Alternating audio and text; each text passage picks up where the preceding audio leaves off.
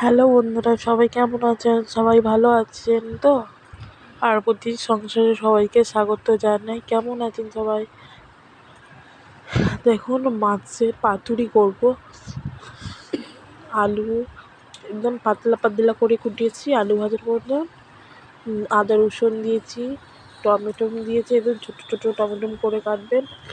মাছ দিচ্ছি, চুনো মাছ নিয়েছি আমরা।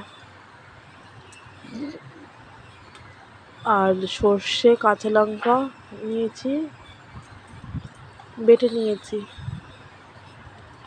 নুন দেবে, হলুদ দেবে, জিরে দেবে, লঙ্কা গুঁড়ো দেবে, দিয়ে আর একটু সামান্য তেল দেবেন, দিয়ে মেখে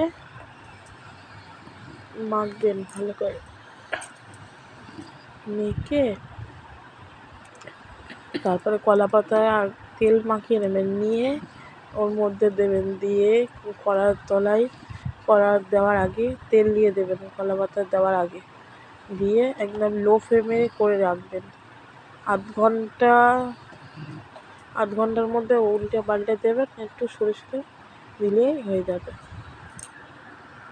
কেমন লাগলো ভিডিওটা কমেন্ট করে জানাবেন। সবাই লাইক আর সাবস্ক্রাইব সবাই করবেন।